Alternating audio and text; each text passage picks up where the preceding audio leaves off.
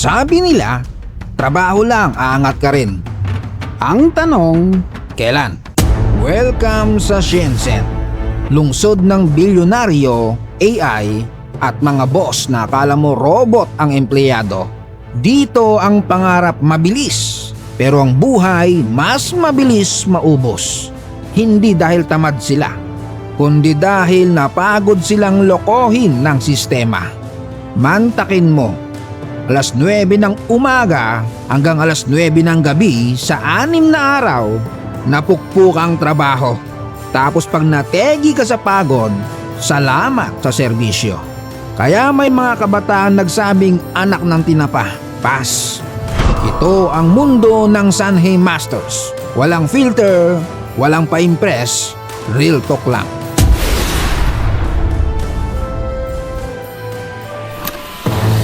Ang Shenzhen madalas ipagyabang bilang economic miracle. Paano ba naman? Mula sa literal na walay, naging isa sa pinakamabilis na innovation hub sa buong mundo. Dati tahimik na fishing village, walang hype, walang wifi, walang stress. Ngayon isa na siyang ultra-advanced megacity, kaya tinawag na Silicon Valley ng China. Big time tech, big time factory, big time sa datong. Dito nag-ooperate ang mga dambuhalang kumpanya tulad ng Huawei, Tencent, DJI at Foxconn. At ito pa ang mas matindi. Nalampasan pa ng Shenzhen ang New York sa dami ng bilyonaryo noong 2022. Pero tulad ng lahat ng sobrang bilis ang asenso, may kapalit na malupit. Ang tawag sa kapalit na yan, 996. Hindi yan hotline, hindi rin promo code. Ibig sabihin alas 9 ng umaga hanggang alas 9 ng gabi, 6 na araw kada linggo na walang overtime pay. Parang sinasabi ng sistema, trabaho ka lang, ang buhay optional na yan. Sa iba, ang 996 ay simbolo raw ng sipag at ambisyon. Pero para sa karamihan ng empleyado, bangungot ito. Napakahabang oras, walang pahinga, wasak ang work-life balance at walang oras sa pamilya. Kaya ang resulta, stress, insomnia, burnout, talamak na pagkapagod, kompletos ricados. At ito ang mas masakit.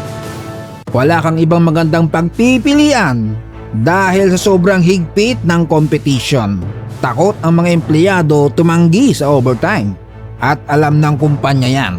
Alam nilang may libo-libong nakabang sa labas na handang pumalit sa pwesto mo. Kaya naman hawak ka nila sa leeg. Sumabay ka o ligwak ka. Sa likod ng mga kumikinang na innovation ng Shenzhen, may libo-libong empleyado ang umuuwing gabing-gabi at pagod na pagod. Unti-unting sinisingil ng katawan at unti-unting nawawala ang personal na buhay. Dahil dito may mga kabataang nagsasabing tama na, ayoko na. Pinipili nilang umatras sa buhay karera at mamuhay ng simple tulad ng mga Sanhei Masters. Sila ang mga taong tuluyang tinanggihan ang sistema. Tuwing alas 5 ng umaga sa hilagang Shenzhen, partikular sa Longhua District, may kakaibang eksena na paulit-ulit na nangyayari malapit sa Sanhei Labor Market. Dahan-dahang nagigising ang dose-dosenang kabataan. May nag-iinat sa bangketa, pakamot-kamot parang pi sa kalsada. May mga lumalabas sa 24 oras internet cafe, namumula ang mata at bitin ng tulog.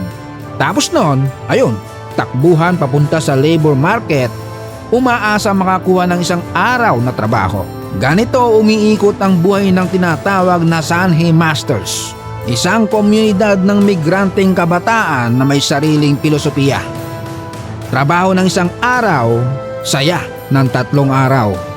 Ang salitang Sanhei ay galing sa mismong lugar sa Longhua, isang palengke ng labor na dating dinadagsa ng libo-libong walang trabaho na naghahanap ng raket kahit panandalian lang. Yung titulong master, hindi yan medalya, sarkasmo yan, pinaghalong pang-aasar at konting paghanga. Sa mga Chinese online forums, ang mga Sanhe Masters ay tinitingnan na para nakaabot daw sa spiritual enlightenment. Bakit? Kasi naglakas loob silang i-reject ang normal na work values, walang career, walang ladder, walang OT-OT. Pero ito ang totoo, ang kalayaang yan may kapalit na mapait. Ang mga Sanhe Masters ay nasa gedli ng lipunan. Halos wala nang inaasahang future. Trabaho lang kapag kailangang mabuhay. Pagkatapos, bahala na si Batman.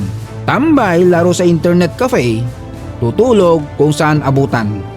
Kapag nakakuha sila ng arawang sahod, karaniwan 100 yuan o 850 pesos para sa isang araw na trabaho.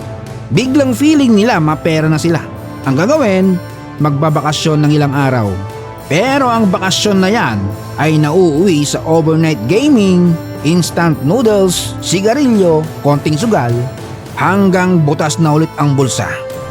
Nang kumalat sa Chinese social media ang mga kwento tungkol sa madilim na side ng buhay sa Shenzhen, noong una pinagtatawanan sila. Tinawag na tamad, tinawag na losers. Kesyo raw, hindi kasing sipag ng nakaraang henerasyon. Pero nung mas sinilip ng malalim ang kwento nila, doon lumabas ang trahedya. Karamihan sa mga Sanhe Masters ay second generation migrant workers. Ipinanganak noong 1990s.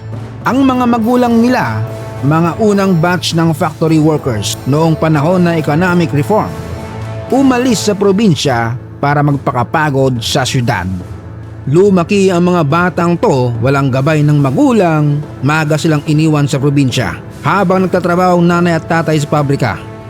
Marami ang hanggang junior high o high school lang ang tinapos. Pagdating nila sa Shenzhen, dala nila ang pag-asa. Pero kulang sa edukasyon at skills sa isang ultra-advanced na lungsod. Yung iba nakapasok sa factory pero umalis din agad dahil sobrang haba ng oras, sobrang higpit ng rules. Yung iba, niloko pa ng labor broker, walang sahod. Dito nagsisimula ang tanong, natamad ba talaga sila o sinira lang sila ng sistema bago pa sila magsimula? Pagkatapos nilang iwan ng trabaho sa pabrika, wala na silang direksyon. Ayaw na nilang umuwi sa probinsya. Siyempre, parang sa Pinas, nahihiya rin kapag walang napatunayan. Kaya ang ending, bumagsak sa kangkungan ng Shenzhen. Walang permanenteng trabaho, walang disenteng tirahan, walang pamilya na masasandalan. Karamihan sa mga Sanhe Masters ay hindi kasal at wala ng ugnayan sa magulang. Ang barkada, marupok din. Sa kalye ka matututo ng isang leksyon na huwag basta magtiwala kahit kanino. Ang mas malala pa, marami sa kanila nawalan ng ID.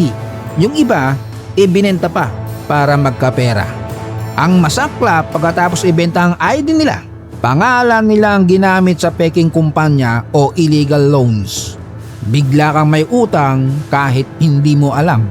Wala kang ID, wala kang trabaho, wala kang ID. Lalong nagkandaletse-letse. Sa isang sobrang mahal na lungsod na wala kang stable income, papipilitan kang pumatol sa kahit anong shortcut na lalo ka lang ibinabaon. Siyempre, hindi komportable ang gobyerno ng China sa ganitong imahe.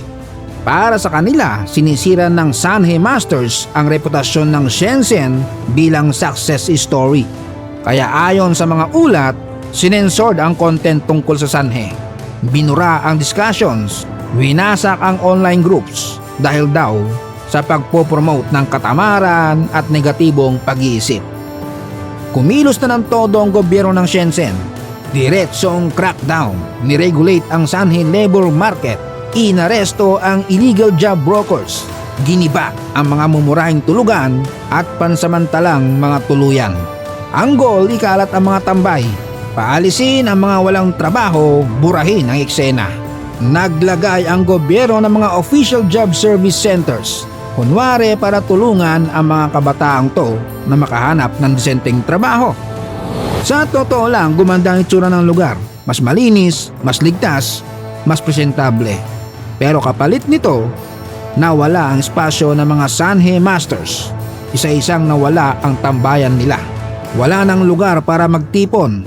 Yung iba, napilitang umalis ng Shenzhen. Yung natira, mas lalong naglaho sa dilim ng lungsod. Hiwa-hiwalay, hindi nakita pero hindi rin nawala. Ang Sanhe Masters ay maaaring naglaho o pasimti lang sa Gedli. Pero ang dahilan kung bakit sila nabuo, nandito pa rin. Hanggat may lungsod na sobra ang pangarap at kulang ang espasyo para sa mahihina, may mga kabataang pipiliing umatras kaysa magpagiling. Hindi lahat ng umalis sa laban ay talunan. Minsan, sila lang ang may lakas ng loob para sabihing, ayoko na sa larong ito. Ako si Tito Jones TV at ito ang kwentong hindi gustong ipakita ng sistema. Like, share, subscribe at mag-isip. Hindi lahat ng progreso pantay ang bayan.